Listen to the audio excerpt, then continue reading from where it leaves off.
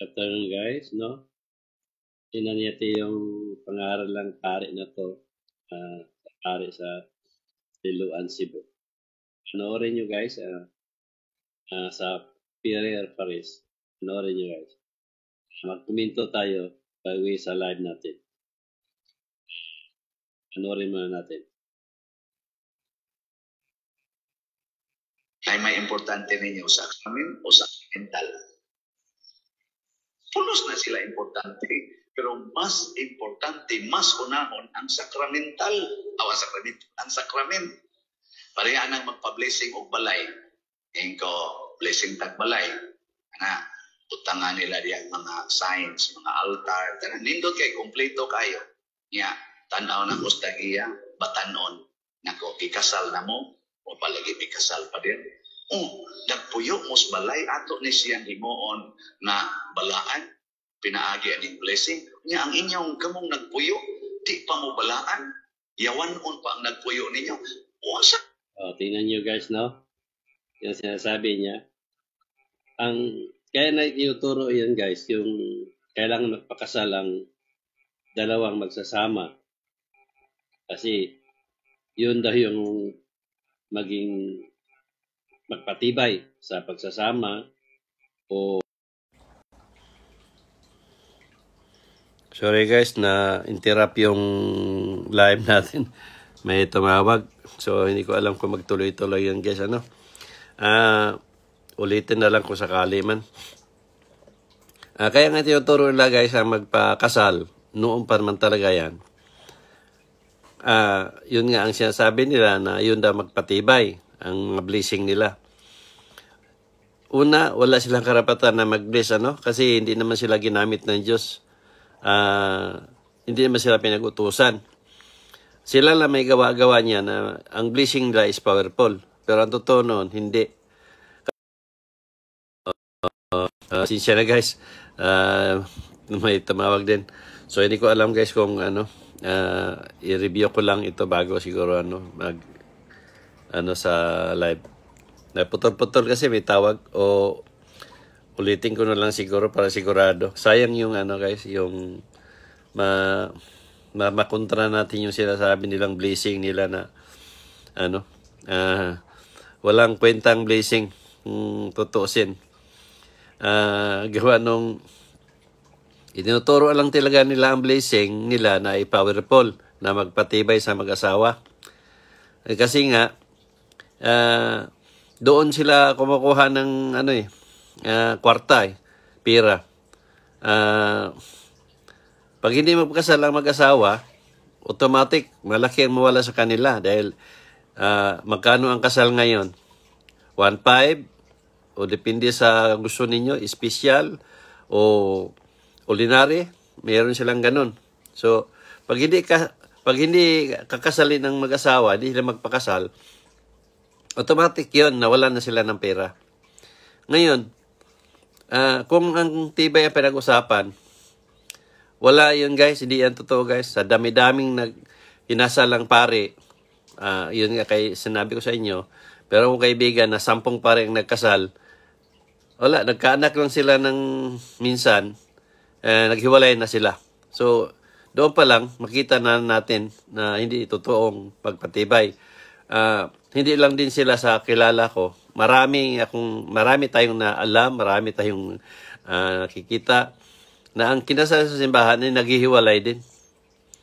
So, nasaan yung sinabi lang magpatibay? So, malinaw doon na ginawa lang nilang kasal. Kasi nga, doon sila kumukuha ng kinukulimbat nilang mga pera. Kasama rin niya sabi niya guys, ang pagsasama ng dalawang nagmamahalan at nagpapatibay nito ay yung pagkaintindihan at pagkaunawaan. Yung pag-ibig guys, yun ang mahalaga doon. Pagkaintindihan, pagkaunawaan, kung ano man yung meron sa buhay nila, yun ang magpatibay.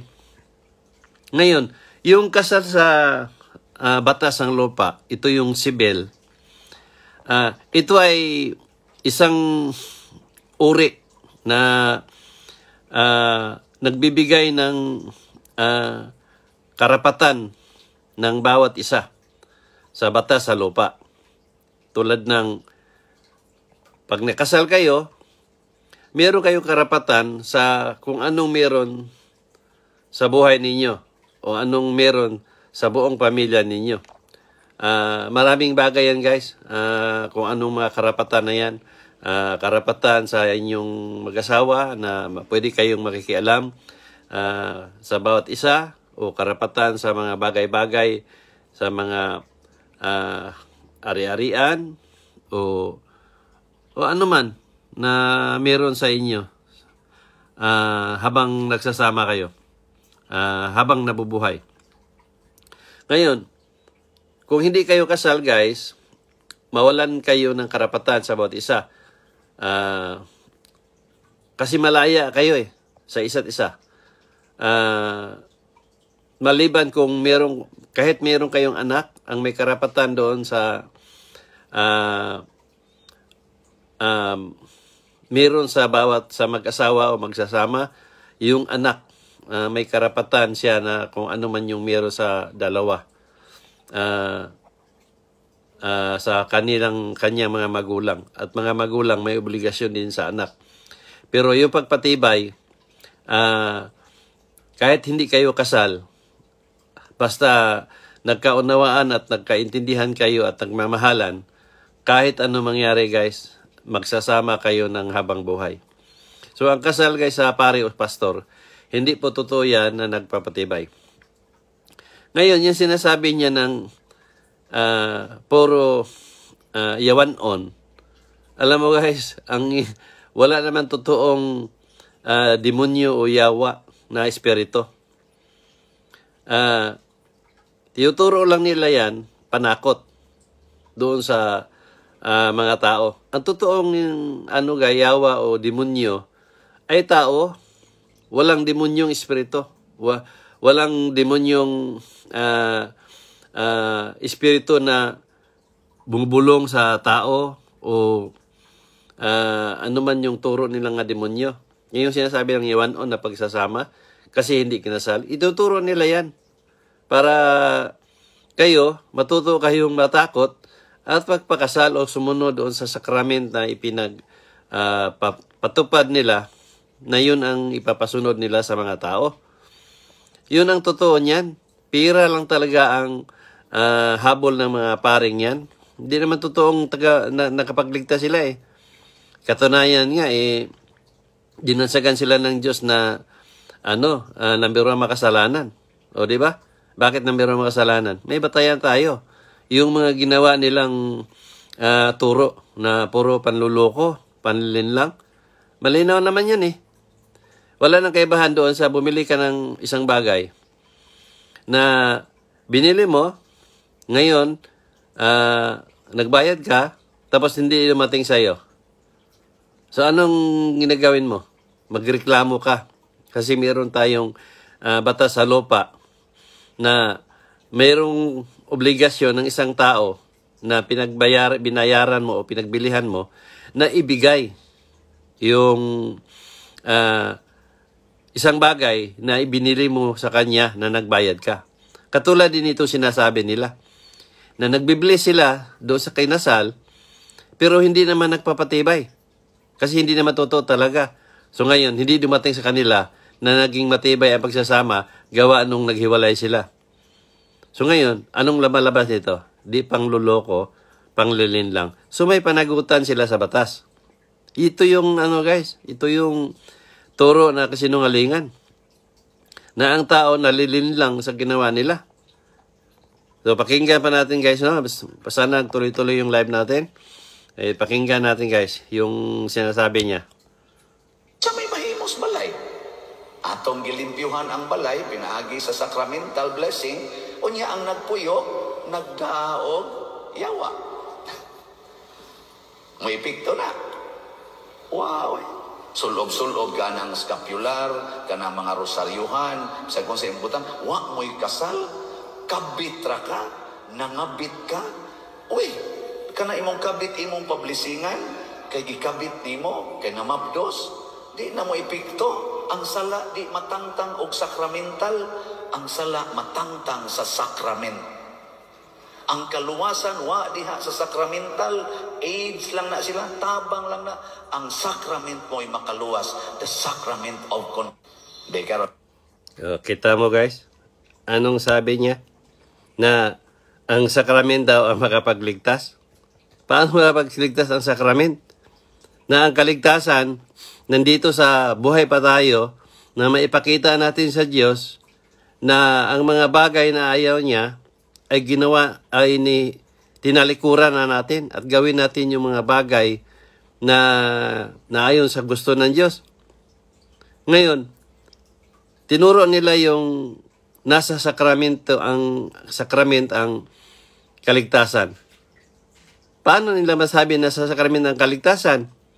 Na ginawa ng tao yung nasa loob ng sakrament, tapos pag namatay ang tao, pamisahan para iligtas. Nasaan ang ginawa ng tao o sinunod ng membro o yung naniwala sa kanila na ang lahat ng nasa paloob ng sakrament ay nasunod naman ng tao? Ngayon, kung naligtas pala doon sa sakrament na sinasabi nila, bakit ipinapamulat nila yung pamisa sa kaluluwa na doon sa pamagitan ng pamisa nila ay maligtas nila ang kaluluwa? Doon sa sinasabi nila, di nawala yung sinasabi ng sakrament ay makapagligtas. Kasi nagpapasunod sila o nagpamulat o ginagawa talaga nila na ang kaluluwa, ang tao pag namatay, pamisahan nila ang kaluluwa para iligtas. Ngayon, ang bawat misa na sinasabi nila sa kaluluwa, ang bawat kaluluwa, depende sa gusto ng tao. Ordinary, 50. Special, 100. O mas masigit pa sa mga binanggit ko.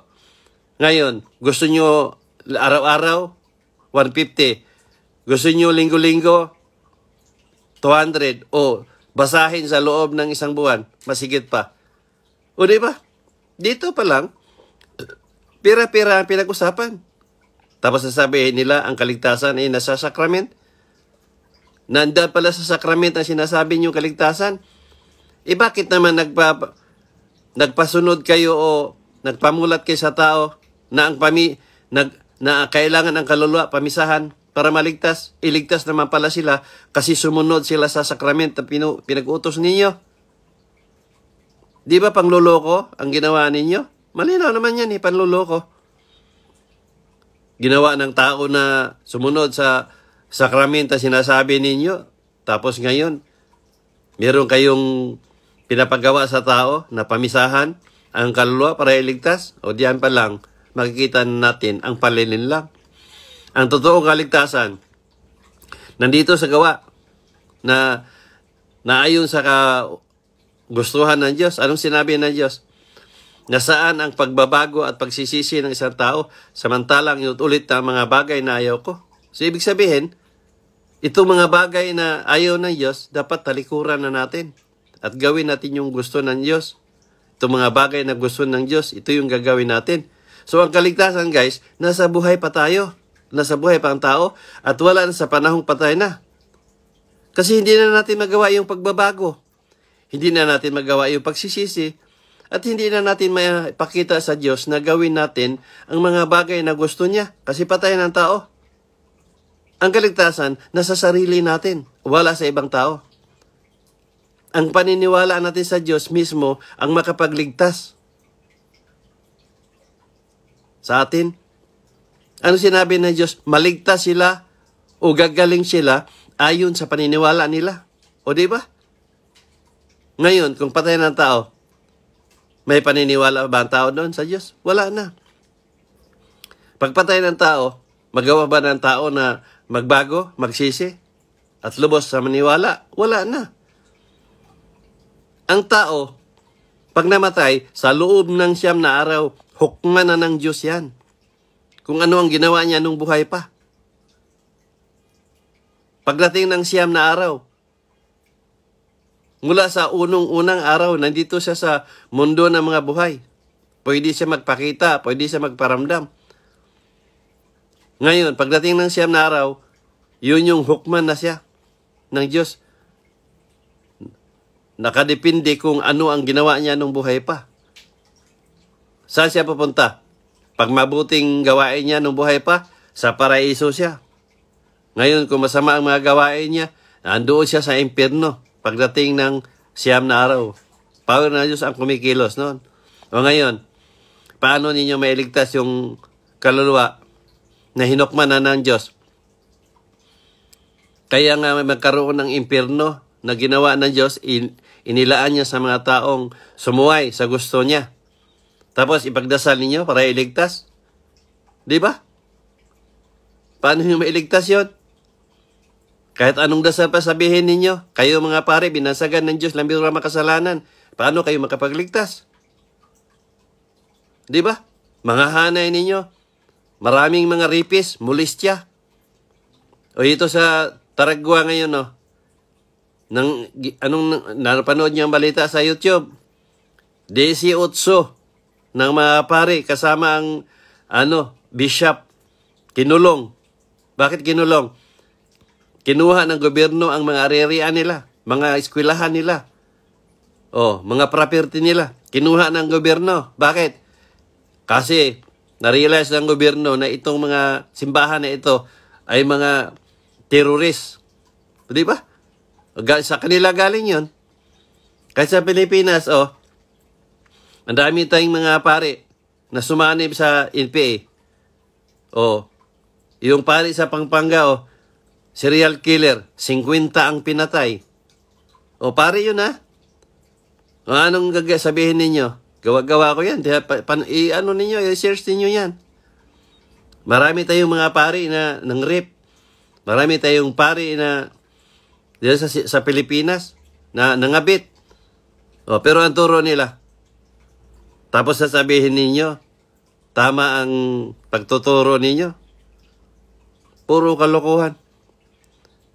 Patunay lang yan na ang tunay na demonyo ay tao at ang ama ng demonyo, itong mga pare, guys.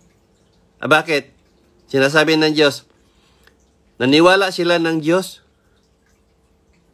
pero ang lumalabas sa bibig nila, puro demonyo. Katulad na sinabi ng pare na to, yawa, ano yun? Naniwala kayo ng Diyos, tapos may pinilulaan kayong demonyo. Ano sinabi ng Diyos? Hindi ba nila iniisip na ang demonyo sa nasa harapan nila? O sino ngayon ang nasa harapan ng mga pare? Mga tao, membro. O sino yung nasa harapan ng membro? Excuse me. Mga pare at pastor. O di ba? Di ang malinaw ang demonyo tao. O sino nagtuturo ng kasinungalingan? Bakit ang tao nagkasala ng hindi sinasadya? Itong mga pare at pastor. Ito yung batayan natin na sinabi ng Diyos, na ang sabi ng Diyos, ang mga pare at pastor ay binansagan ko o tinatawag ko silang number 1 makasalanan. Mayroon tayong batayan, bakit number 1 sila makasalanan? Ang turo nila, pinag-aralan nila kung anong kahinaan ng tao. Tapos yung mga pare yan, kalukuhan. Nasa tao lang talaga. Malinaw yung mga turo nila na puro panglilin lang at panluloko. Ano man ang gawin nilang paliwanag, kaya natin na sagupain dahil may binigay sa akin ng Diyos na a power of mind. Boses ko makapagaling, makakita ako ng kasalanan tao, buhay man o patay, makakita ko ng taong buhay pa, masabi kong mamatay. At higit sa lahat, makita ko ng parating. Nagkalat ang masinulat ko na nagkatotoo. Ang taong ginamot ko na iwan-unuan ko, malalaman ko kung anong gawain ng taong ito. Yan yung mga pare inyo. Ano kayang gawin nila? Wala. Ang kaya nilang gawin, panglilin lang sa tao, pangulikta ng pera sa tao. Yun ang totoo. Kaya kayo, gumising kayo. Layuan niyo simbahan. Ngayon, kung meron kayong reklamo, Father, kung meron kayong napalagay ninyo na argabyado kayo, then dalhin nyo sa korte. Magharap-harap tayo. Sasagaw-pain ko kayo. Patunay, laban sa patunay. Puro pangluloko ang ginawa nyo sa tao. Panglilin lang. So magandang hapon sa inyong lahat. And God bless.